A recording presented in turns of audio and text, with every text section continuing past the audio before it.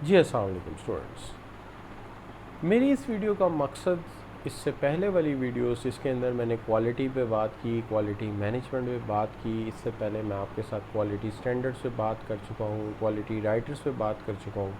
लेकिन इस वक्त जो मैं बात करने वाला हूँ वो एग्जिस्टिंग क्वालिटी स्टैंडर्ड्स पर है। हमारे पास एग्जिस्टिंग क्वालिटी स्टैंडर्ड्स हैं और बाज़ हालात में वो हमारे लिए बड़े ज़रूरी हो जाते हैं। उसकी वजह यह है कि जितनी भी कंपनियां दूसरे मुल्कों को प्रोडक्ट एक्सपोर्ट करना चाहती हैं या दूसरे मुल्कों के साथ ट्रेड में जाना चाहती हैं या ग्लोबल मार्केट को एक्सेस करना चाहती हैं, उनके लिए ज़रूरी है कि वो स्टैंडर्ड्स उन्हीं को मानें या उन्हीं स्टैंडर्ड्स को फॉलो करें जिनको इंटरनेशनल फर्म्स फॉलो करती हैं। जी बिल्कुल, आप सही समझें, मेरा मतलब आईएसओ स्टैंडर्ड्स के साथ है या मेरा मकसद आईएसओ स्टैंडर्ड पे बात करना है। सबसे पहली बात जो इसके ऊपर मैं करनी चाहूँगा वो ये है कि आईएसओ 9000 जो है ये set of management practices explain करता है कि किस तरीके से बेस्ट वे में आप एक प्रोडक्शन यूनिट को या ऑपरेशनल यूनिट को मैनेज कर सकते हैं बेहतरीन क्वालिटी के लिए। दूसरी बात ये है कि यह हमें setting standards and monitoring actual performance provide करता है कि कौन से स्टैंडर्ड्स हैं जिनको हमें देखना है और किस बेसिकली यार्ड स्टिक पे हमें अपनी एक्चुअल परफॉर्मेंस को असेस करना है। इसके अंदर internal quality standard voluntary development based on external quality standard है, यानी कि आप अपने इस एक्सटर्नल क्वालिटी स्टैंडर्ड को लेके अपने इंटरनल क्वालिटी स्टैंडर्ड्स को मेंटेन कर सकते हैं या उनको आप अपना इंटरनल क्वालिटी स्टैंडर्ड मान सकते हैं। हम इसको कहते हैं ये इंटरनेशनल ऑर्गेनाइजेशन फॉर स्टैंडर्डाइजेशन है, इससे हम इसको कहते हैं आईएसओ। तो ISO means international quality standard based organisation है। अच्छा, अब बात यह है कि इस सर्टिफिकेशन को एक्सेस करने के लिए हमें एप्लीकेशन अप्लाई करना पड़ता है, एक प्री असेसमेंट से गुजरना पड़ता है, फिर हम डॉक्यूमेंट रिव्यू करते हैं, उसकी एडवोकेसी को देखते हैं और उसके साथ साथ कंप्लायंस ऑडिट होता है जो पहली दफ़ा तो हो जाता है लेकिन फिर वो कॉन्टीन्यूस रहता है और फिर रजिस्ट्रेशन हो जाती है और इंस्पेक्शन कॉन्टीन्यूड रहती है और हम उस स्टैंडर्ड को अचीव किए रखते हैं और उसके मुताबिक काम को चलाते रहते हैं।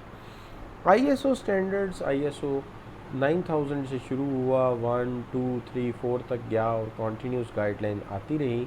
लेकिन यहाँ हम इसकी रिक्वायरमेंट की अगर बात करें तो सबसे पहले है set of procedure covers all की बिजनेस प्रोसेसेस। एक सेट ऑफ प्रोसीजर्स होने चाहिए जो तमाम बिजनेस एरियाज़ को कवर करें। दूसरी बात यह है कि कीपिंग एडिक्वेट रिकॉर्ड, हमारे पास एडिक्वेट रिकॉर्ड होना चाहिए। चेकिंग आउटपुट फॉर डिफेक्ट, हमें आउटपुट फॉर डिफेक्ट चेक होनी चाहिए, यानी आउटपुट डायरेक्ट मार्केट में नहीं जानी चाहिए, डिफेक्ट्स के पेश नज़र उसकी इंस्पेक्शन होनी चाहिए। और हमें फैसिलिटेट करना चाहिए इम्प्रूवमेंट को, not short run, continuous and future based improvement. तो अगर हम ये करते हैं, इफ़ ए कंपनी सर्टिफाइड या certificate claim ISO registered certificate it will subject to continue the audit, तो ये इस पर मैटर करता है कि ऑडिट जो है वो कॉन्टीन्यूसली होता रहेगा तो ये सर्टिफिकेट उसके पास रहेगा। तो ये एक ऑन गोइंग प्रोसीजर होगा।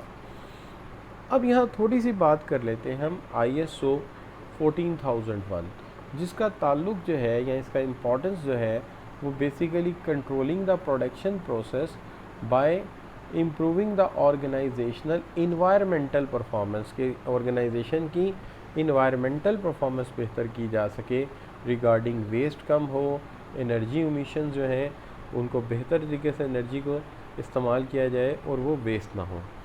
अगर हम इसको जो है plan do check and act के सेंस में देखें तो सबसे पहले इन्वायरमेंटल मैनेजमेंट सिस्टम को प्लान किया जाए, फिर उसके बाद conduct a life cycle assessment and manage the environmental aspects, और फिर चेक किया जाए यानी ऑडिट एंड एवेल्यूएट किया जाए अपनी इन्वायरमेंटल परफॉर्मेंस को, एंड देन कम्युनिकेट किया जाए, यूज़ किया जाए इन्वायरमेंटल क्लेम को फर्दर इम्प्रूवमेंट के लिए या डिक्लेरेशन के लिए।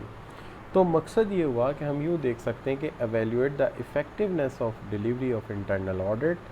देन यू सी यहाँ इसका इतना कंसर्न नहीं है, इसलिए इसको मैं छोड़ देता हूँ और यहीं पे मैं अपनी वीडियो को वाइंड अप करता हूँ। होप आपको ये बात समझ आई होगी। Thank you very very much. अल्लाह हाफ़िज़।